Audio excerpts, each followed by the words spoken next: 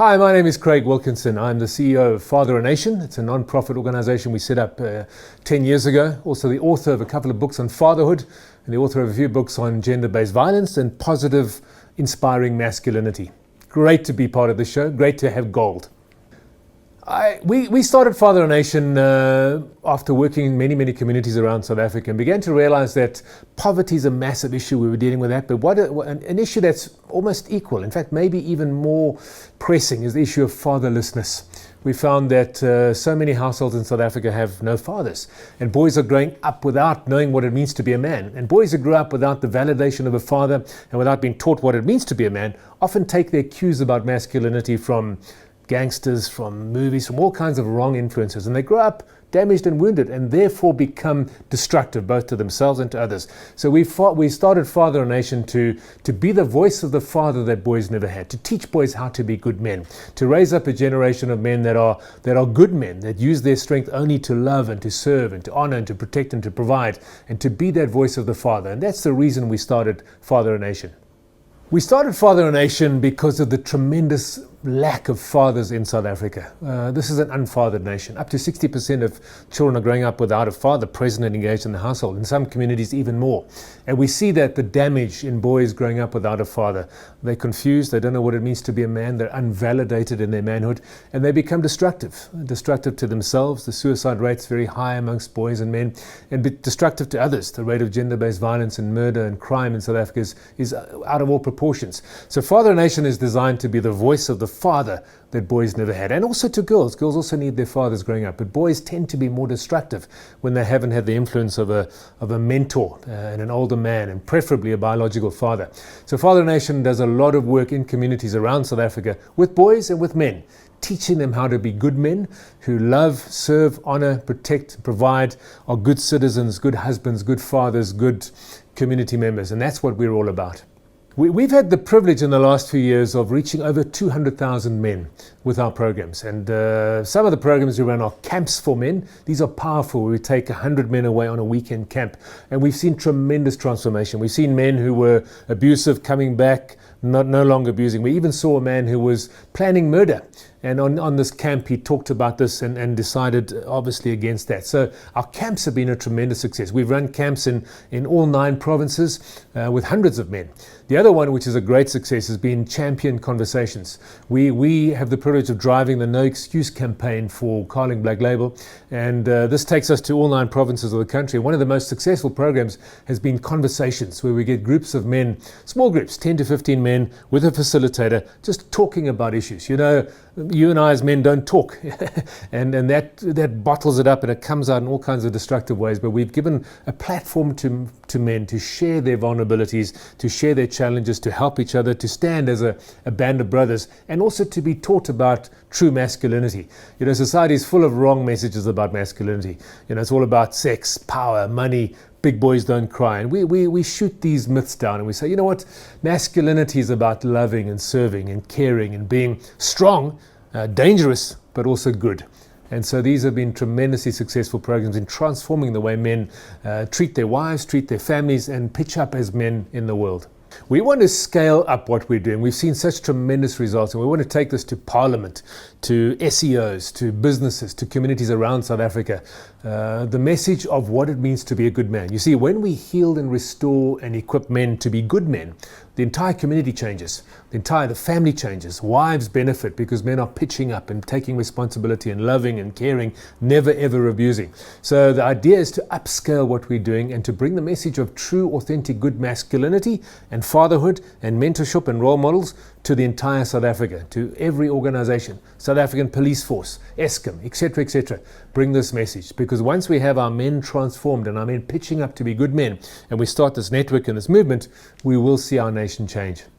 The beauty about the show is that everyone has gold within. And you know, what I'd say to people is your life really matters. Your life counts. You are important. You know, you see when someone commits suicide. They say it's like a suicide bomber, anyone who commits suicide, because the destruction it does around them.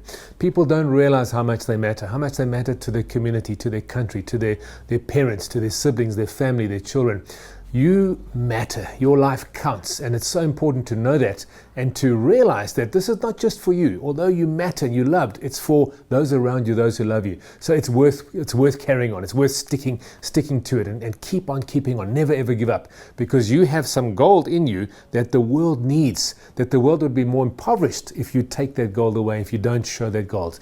So your life matters. You have something of great value to offer the world, and offer that to the world. One of my favorite quotes is, "Be the man you wish your father was." So many men grow up without fathers, or fathers that are there but not there, or fathers that are disengaged, or fathers that may even be abusive. And so often we perpetuate that in the lives that we live. And if every man can say, you know what, I'm going to be the man I wish my father was. I'm going to be that good man. And I've been privileged to be, I was a single dad for many years and applied this. I said, you know, whatever happened in my past, whatever I did not get, I'm going to make sure my kids get that. I'm going to make sure I become the man that my children need me to be, that my wife needs me to be, that the world needs me to be. And it's a journey. It doesn't happen overnight. We grow up wounded. Every one of us as men arrives at adulthood with a wound. And it's a long process of healing and restoring that. But if we can be that man, we can change the world. The books I'd recommend on gold is, I'd love to recommend my own book. It's called Dad, How to Be the Father Your Children Need. It's a great and easy read. Another fantastic book is Wild at Heart by a guy called John Eldridge. It talks about the authentic and true masculine soul. And of course, the Bible is a great read. I'd recommend that to anyone, filled with wisdom and how to live a great life. What makes me happy in the world, and particularly in South Africa, because it's a tough country to live in, as you know, are the people. We have the most amazing people. You know, wherever I go in communities around South Africa and even dealing internationally, you find good people. You find people that just have gold inside, people who have love inside. And that's what keeps me going. You know, we've also got we've got the devils and the demons. We got destructive individuals, but wherever I go, I see amazing and beautiful human beings. And that's what inspires me. That's what keeps me going. What do I wish for gold? I wish for gold that everybody stops polarizing and stops putting each other in boxes and stops saying you this or you that, or you belong to that tribe or that ethnic group or this gender or that. And we realize the value of our humanity. That every one of us, what makes us valuable is our humanity. And every single person on earth has that one thing in common. We're human beings. And as human beings, we're valuable and we're worthy of equal respect and equal opportunity. If we can get that right, we can uncover the gold. For me, success is the impact that you have on the people around you. If the people around you are flourishing and thriving and growing and being their best, that means you're a successful person, because you're contributing to them being the best person they can be. So it starts with you being the best version of yourself, you know, loving yourself, nurturing yourself, being kind to yourself, being fully alive. But the true measure of success is what impact do you have on the people around you, starting with your immediate family, then your friends, then your community, then your nation. That's success. 4 major keys to success. That's a tough question, but an important one. I think number 1 is your relationship with the Almighty. I think that's crucial. You know, your walk with God, the higher. You know, we need a transcendent power, a transcendent plumb line that we judge our lives against. If we just judge against ourselves, we tend to go horribly wrong. Number 2 is your relationship with yourself. You know, it's actually the most important relationship you have. Do you love yourself? Do you care for yourself? Do you nurture yourself? Do you value yourself? Do you value what you have to bring to the world? Absolutely crucial. Number 3, I would say, is how loving are you? How much do you love? You know, life is all about love. It's how much I care for the people around me. How much do I respect? How do I treat the car guard? How do I treat the waiter in the restaurant? How is my wife, my children? You know, am I loving them, caring for them, and are they flourishing because of me?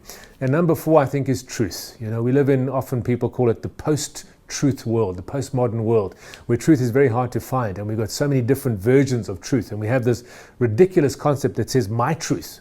There's no such thing as my truth. There's the truth, and all of us need to be very, very passionate about seeking what that truth is. And that means listening to people you don't agree with. That means reading extensively.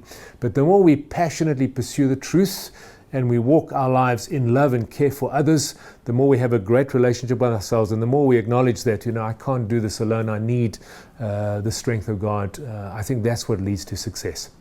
It's such a fantastic question. You know, men are under such fire men are really taking strain. We've got toxic masculinity, we've got hashtag men are trash. And we need to start from the standpoint that true masculinity is a beautiful, powerful, amazing, awesome gift to the world. Every man needs to know that. You are a gift to the world. You're a gift to your family, community, society, and the world needs us. If you look around the entire world, so much of what's been built, the roads, the oil rigs, is been built by men. And so men are incredibly important. You as a man are so valuable. But we need to talk about what it means to be a true man. True masculinity is vulnerable. It's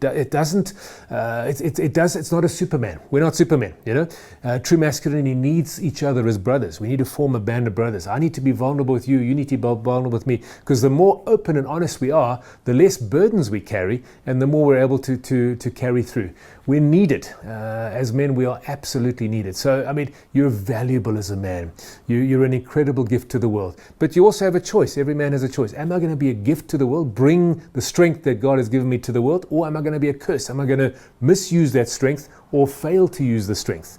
So never be passive as a man. Never be aggressive as a man. Be dangerous, but only dangerous to what is dangerous to society, dangerous to things like racism, prejudice, corruption, abandonment. These things should fear masculinity, because masculinity stands up and says, not on my watch.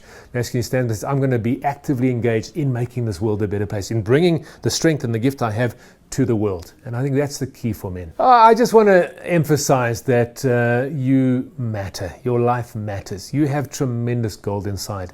They say the richest place in the world is not the gold fields of South Africa, not the oil fields of the Middle East, but it's the graveyard. Because people take their potential, their gold, to the grave with them. They don't share it. And I think you've got such gold inside you. Share it. Bring it. You're a gift to the world. Be that gift. Don't hide under a bushel and don't misuse it, but be that gift to the world. My name is Craig Wilkinson, CEO of Father a Nation, author of a few books on fatherhood and masculinity. Keep watching gold. It's an inspiration and it'll help you to be the best version of yourself. Hi, my name is Craig Wilkinson, author of a couple of books on fatherhood and masculinity, CEO of Father a Nation. Catch me on gold this week.